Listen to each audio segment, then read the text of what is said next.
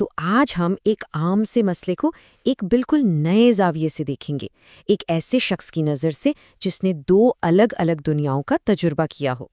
Traffic jam, ہسپتال میں گھنٹوں کا انتظار، سرکاری دفتروں میں تاخیر، یہ ایسی شکایات ہیں جو ہم اکثر سنتے ہیں، خاص طور پر ترقی یافتہ ممالک میں۔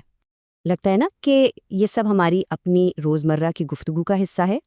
لیکن ذرا رکیے، مصنف طارق محمود کہتے ہیں کہ دنیا کے لاکھوں لوگوں کے لیے یہ چیزیں ایک ٹوٹے ہوئے سسٹم کی نشانی بالکل نہیں ہے۔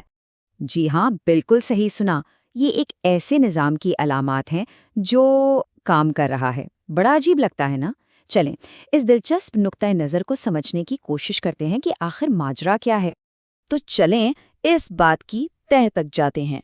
طارق محمود کے مطابق ایک صحت مند تنقید میں اور بنا کسی تجربے یا موازنے کے صرف شکایت کرنے میں زمین آسمان کا فرق ہوتا ہے۔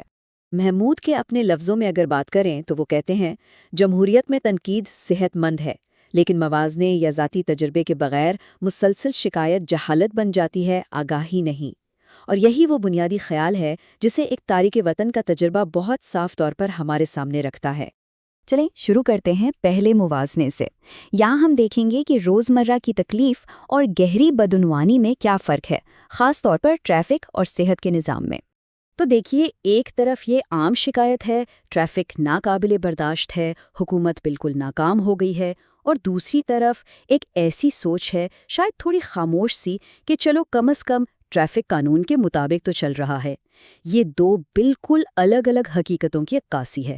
اس کی ایک زبردست مثال ٹورانٹو میں رہنے والے ایک جنوبی ایشیائی تارک وطن کے تجربے سے ملتی ہے۔ وہ کہتے ہیں، پاکستان میں ٹریفک جام کا مطلب ہے افراتفری، نہ کوئی لین نہ سگنل کی پرواہ، پولیس بھی تبھی مدد کرتی ہے جب پیسے دو۔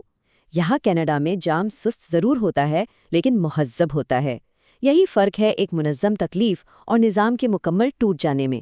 اب آتے ہیں صحت کے نظام کی طرف۔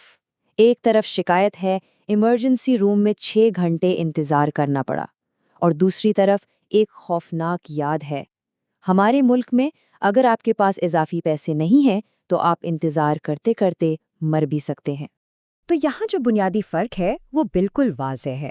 کینیڈا جیسے نظام میں ترجیح طبی ضرورت کو دی جاتی ہے، نہ کہ پیسے یا تعلقات کو۔ یہاں ہر شخص کی عزت نفس کا خیال رکھا جاتا ہے، اور ایک جواب دہی کا نظام بھی ہے۔ سچ پوچھئے تو یہ وہ چیزیں ہیں جو دنیا کے بہت سے حصوں میں صرف ایک خواب ہے۔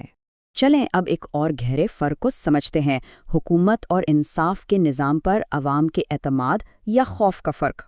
پاسپورٹ آفس میں اتنی تاخیر ہے، یہ پریشانی کی بات تو ہے، لیکن اس کا موازنہ اس نظام سے کر کے دیکھیے جہاں فائل پیسے دیے بغیر 1 انچ آگے نہیں بڑھتی۔ ایک طرف انتظامی سستی ہے اور دوسری طرف منظم کرپشن۔ فرق بہت بہت بڑا ہے۔ اور جب بات آتی ہے پولیس کی تو یہ فرق اور بھی گہرا ہو جاتا ہے۔ بھارت سے آئے ایک تارک وطن کہتے ہیں، بھارت میں پولیس سے ڈر لگتا ہے، ان پر بھروسہ نہیں کیا جاتا، لوگ ان سے بچتے ہیں۔ کینیڈا میں پولیس سخت ہے لیکن قانون کے دائرے میں رہتی ہے۔ تو طارق محمود کے ذرائع کے مطابق یہ کوئی چھوٹا موٹا فرق نہیں ہے، یہ ایک پورا تہذیبی فرق ہے۔ یعنی قانون سب پر لاگو ہوتا ہے، چاہے کوئی کتنا ہی طاقتور کیوں نہ ہو۔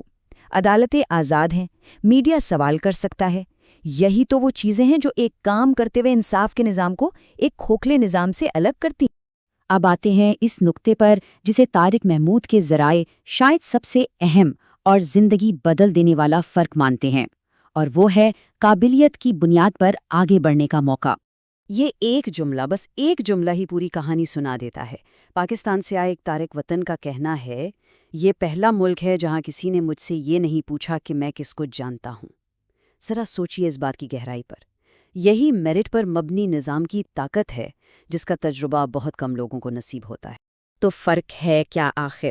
دیکھیے، جہاں بہت سے ممالک میں نوکریاں سفارش، رشوت یا خاندانی تعلقات پر ملتی ہیں، وہیں کینیڈا جیسے نظام میں قابلیت اور امتحانات کو دیکھا جاتا ہے۔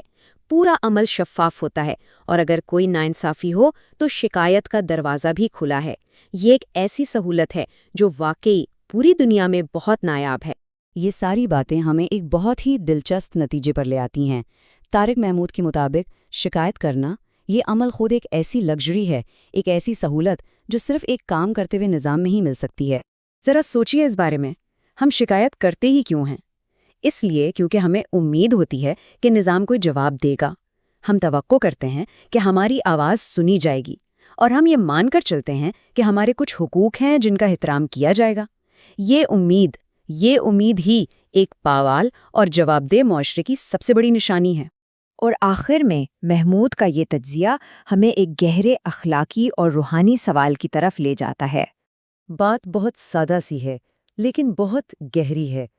شکر گزاری کمزوری نہیں ہے، بلکہ یہ دانائی ہے۔ یہ اس بات کی سمجھ ہے کہ حالات کتنے مختلف ہو سکتے تھے، اور جو ہمارے پاس ہے اس کی قدر کرنا کتنا ضروری ہے۔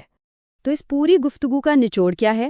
اصل فرق یہ ہے، ایک طرف ہے انتظامی مسائل جیسے ٹریفک جام، ہسپتال میں انتظار یا کاغذی کارروائی میں دیر، اور دوسری طرف ہیں بدعنوانی کے مسائل، جہاں رشوت حقوق کی جگہ لے لیتی ہے، طاقت قانون سے اوپر ہو جاتی ہے، اور انصاف صرف چنے ہوئے لوگوں کو ملتا ہے۔ اور ہم اس بحث کو طارق محمود کے اس آخری اور واقعی سوچنے پر مجبور کر دینے والے خیال پر ختم کرتے ہیں: نظام صرف بدعنوانی